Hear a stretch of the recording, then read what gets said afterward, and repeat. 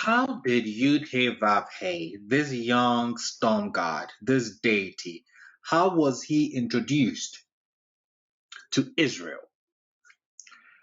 Well, we have demonstrated that YHWH is from the vicinity of Edom and then Midian.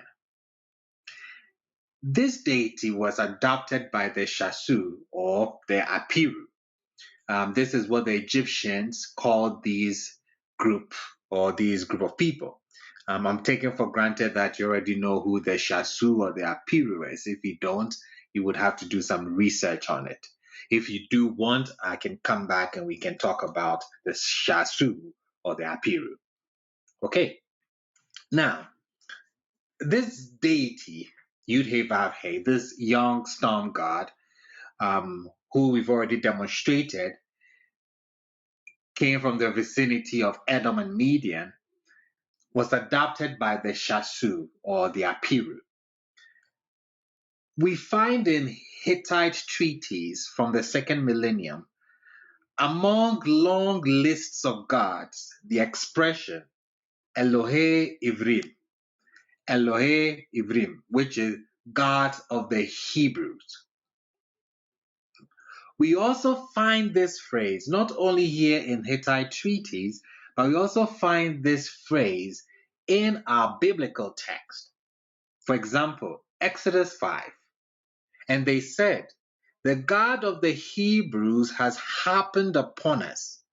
Now let us go on a 3-day journey into the desert and sacrifice to YHWH our God, lest he strikes us with a plague or with sword. What information do we gather here about this deity? We've seen already. This deity of the Hebrews apparently had a sanctuary in the desert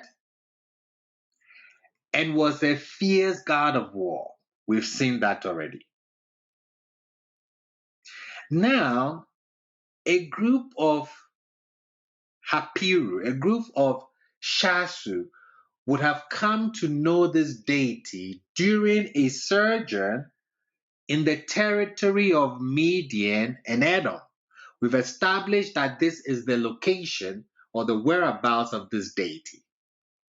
Now, the meeting between the Shasu or the Hapiru and this deity in the desert and then the mountain might be part of the background to the story of the revelation at Mount Sinai. Why do I say that? I'm saying that we may have a tradition that is behind the biblical text. The biblical text is getting its narrative from a memory of a tradition.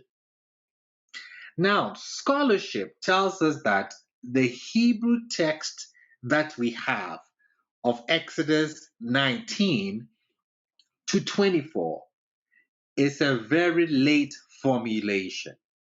But it states that it was at the time of this encounter at Mount Sinai that the Hebrews who had come out of Egypt became the arm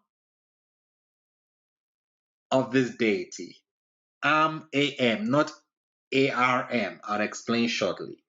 They became the people of YHWH. Let me repeat this again. Let me state this clearly again. Scholarship tells us that the Hebrew text that we have of Exodus 19 to 24, Exodus chapters 19 to 24, is a very late formulation. Okay, even though it's a late formulation, it makes a statement. It states something. It tells us something. What does it tell us? It states that it was at the time of this encounter at Mount Sinai that the people who came out of Egypt became the people of this young storm god, YHWH. They became the people of this deity, YHWH. Am, A-M, that's a Hebrew word. Am Yisrael. We translate it as the people of Israel. The Hebrew people, according to the biblical text, who had come out of Egypt, became the arm of YHWH. They became, loosely translated, the people of YHWH. Now, in our Genesis series, where we covered the whole book of Genesis, which took us about 3.5 years to do, I'm going to go back to play a lecture from this series of Genesis to shed some light on this Hebrew word am, and then we'll continue. It all comes down to the meaning of one word, and it's one word that is a great example of what I call a phenomenon that we encounter all the time in Tanakh with meanings of words. Yes, we all agree that Torah is written in Hebrew, but it is in Hebrew that is much older than what we speak. Much different sometimes. There are dozens of words in Tanakh that mean something, but when we use it today, it means something else. Example, the word Tzaddik, we say is a righteous person, but in Tanakh, Tzaddik is an innocent person, not righteous per se. Look here at what Jacob says, and I'll ask you the problem with this statement. Genesis 48:18 and 19. And Joseph said to his brother, not at all, father, for this one is the firstborn. Put your right hand on his head. But his father refused, and he said, I know, my son, I know. He too will become a people, a nation. Hebrew is Am. When you look at the blue letter Bible, it translates that word Am as nation, people, kinsmen, kindred, persons, member of one's people, compatriot, countrymen.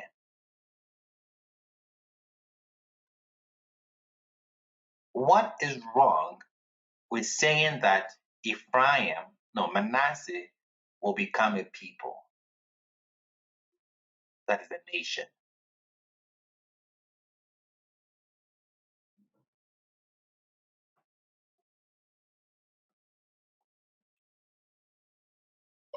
Aren't we supposed to be like a nation ourselves? Like the tribe of Israel is supposed to be one, isn't it? One nation. Beautiful. So it's always like he's set apart. Correct. Wait a second. Last time we checked, as Madam Cynthia said, we are one nation. You cannot tell me Ephraim is going to be a nation.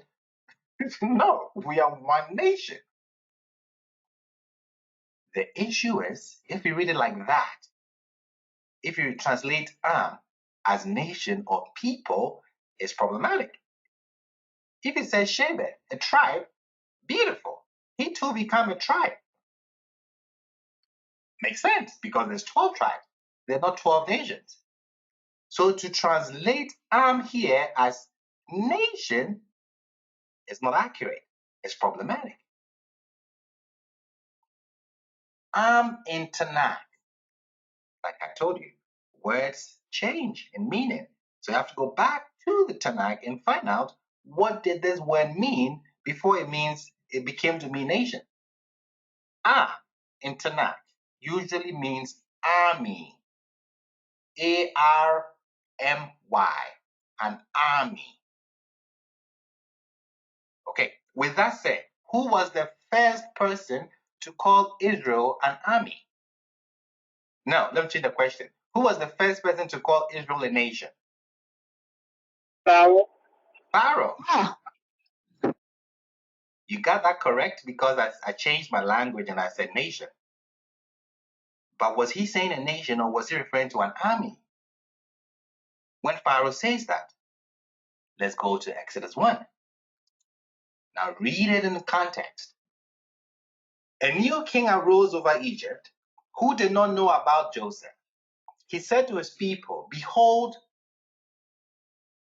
the nation of the people of the children of Israel are more numerous and stronger than we are. Get ready, let us deal shrewdly with them, lest they increase and the war befall us, and they join our enemies and wage war against us and depart from the land. What is happening here?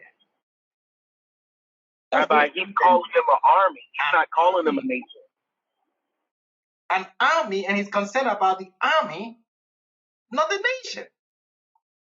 The word arm in Tanakh does not mean nation. It means nation now. In early Tanakh, in the book of Joshua, Judges, Samuel, arm usually, most of the time, takes on the meaning as army. Now, Am is a nation. Am Israel, the nation of Israel. But that is not Tanakh Hebrew. Tanakh Hebrew is older than the Hebrew we speak. If you miss this word and you translate it as nation, you will not understand what he's doing.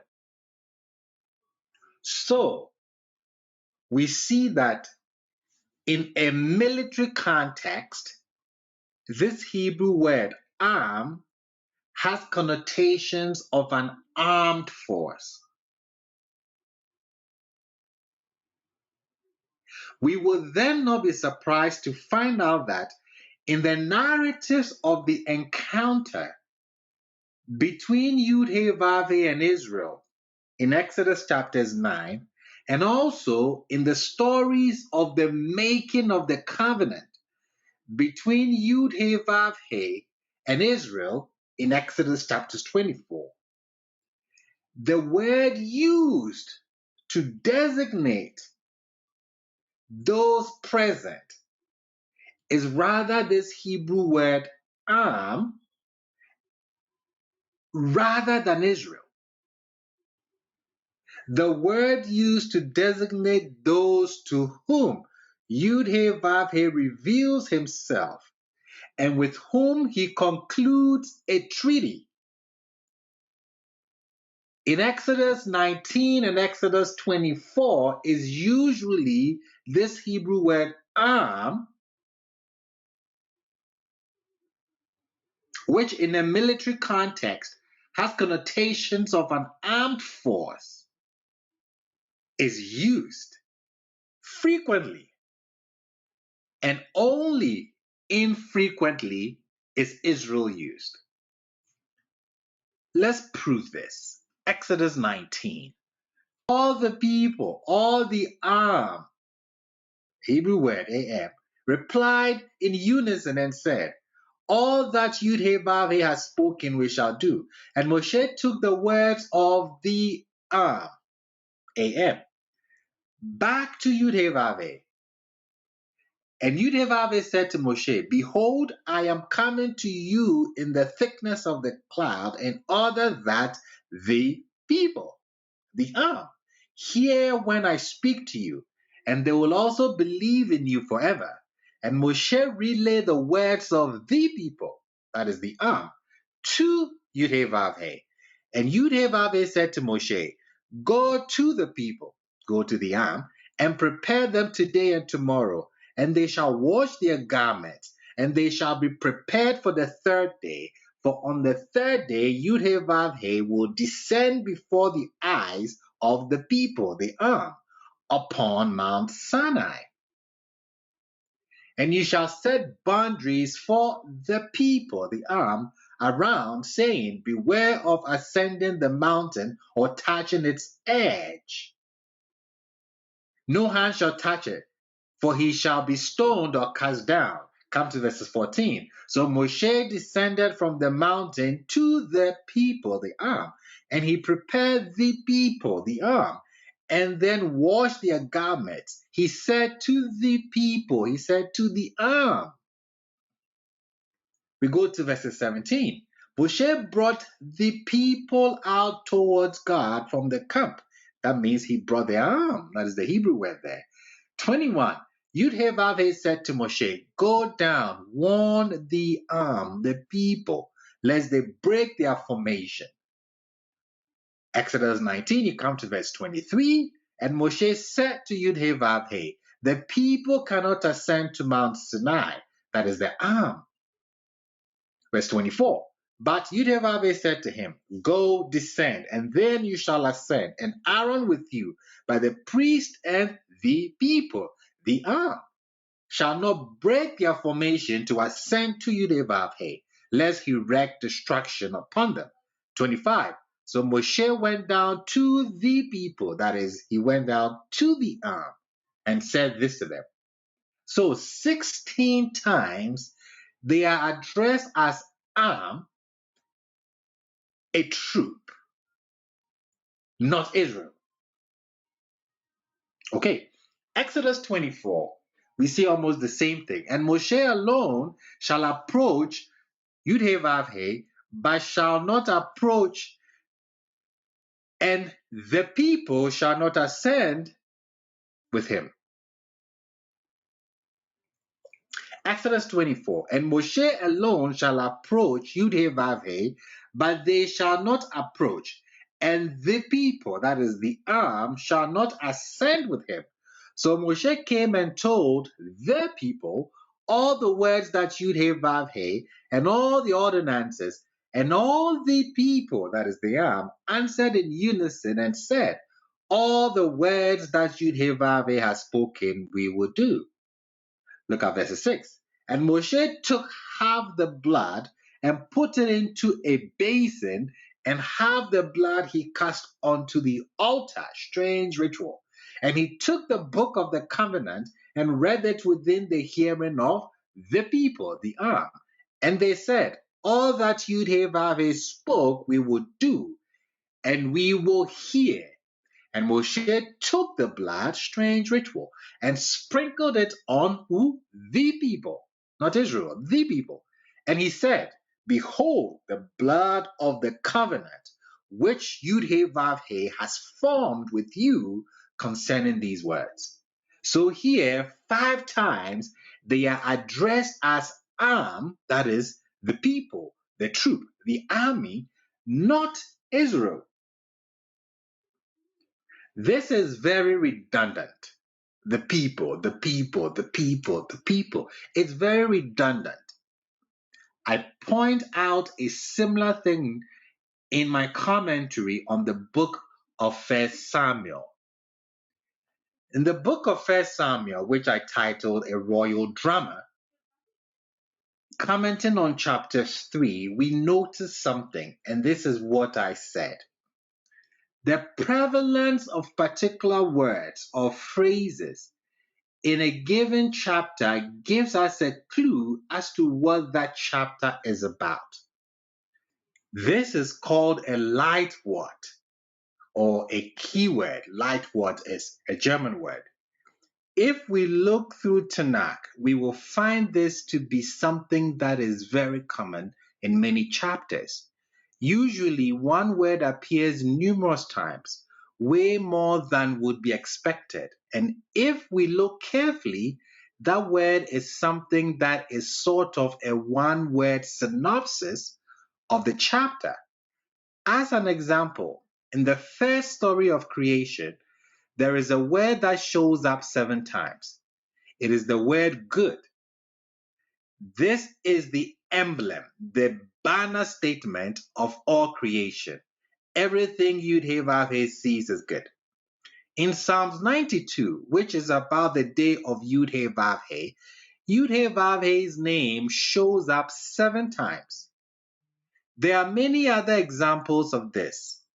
Take a look at our chapter and we will find something very curious.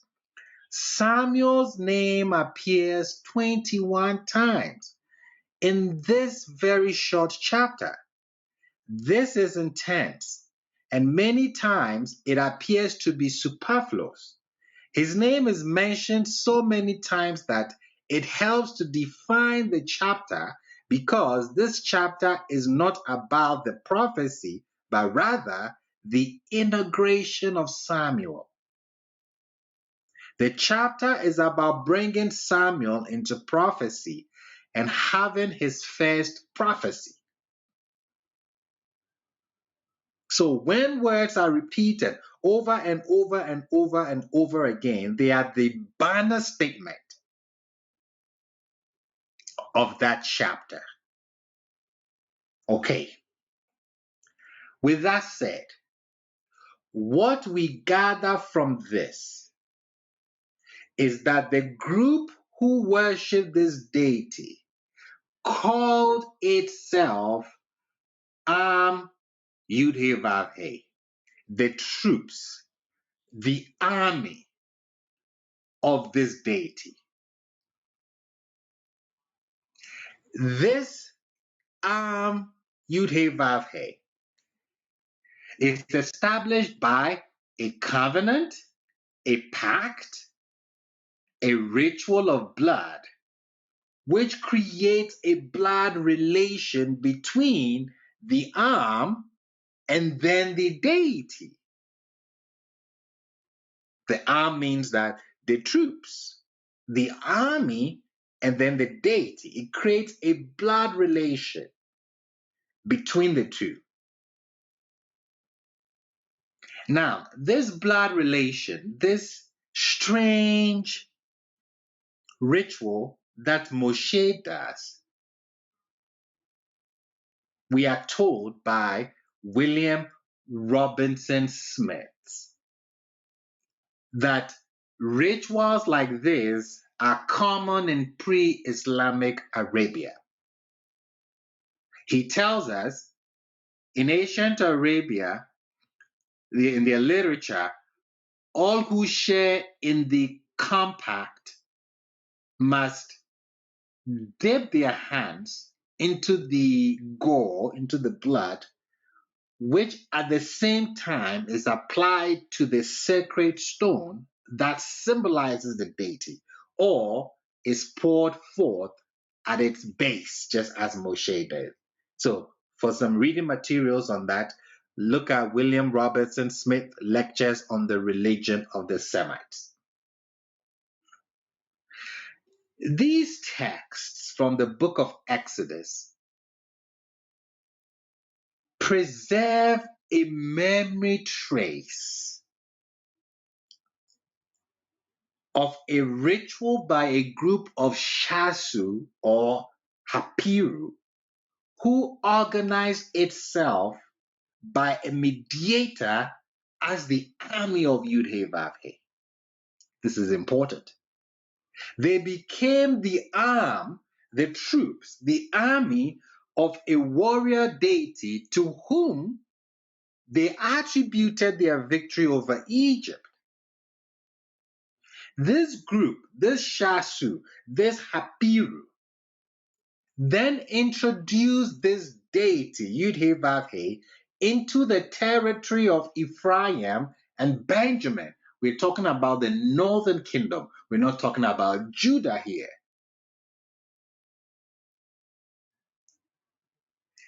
This preserved memory trace behind the narrative of the encounter at Mount Sinai is also preserved in the poem of Deuteronomy. Deuteronomy 33, let's decode it with what I have just said about the Shasu, the Hapiru, the encounter with this deity at Midian, Sinai, Edom, and they introducing this deity to the territory of Ephraim and Benjamin. Notice they are called the arm, they are not called Israel. They are called the armies of YHWH. How do they introduce it to Israel? Deuteronomy 33 perhaps holds the code. Let's decode it. And this is the blessing with which Moshe, the man of God, blessed the children of Israel just before his death. Pay close attention. He said, YHWH came from Sinai, which is Midian, and shone forth from Seir, which is Edom. He appeared from Mount Paran and came with some of his holy myriads. From his right hand was a fiery law for them. Okay. Indeed, he loves his people. people. He loves his arm, his troops, his army, the Shasu, Apiru. All his holy ones are in your hand, for they let themselves be centered at your feet, bearing your utterances. The Torah that Moshe commanded us is a legacy for the congregation of Jacob. Pay attention to verses 5. And he was king in Jeshurun. Jeshurun is Israel, is used for Israel. When did he become king in Jeshurun? We are told. When the chiefs of the people, when the chiefs of the army of Israel, the Shasu, the Apiru, assembled together with the tribes of Israel. So we have two things happening. The Shasu or the Apiru, they are bringing, who are the arm of YHWH, they are bringing YHWH to Ephraim and Benjamin.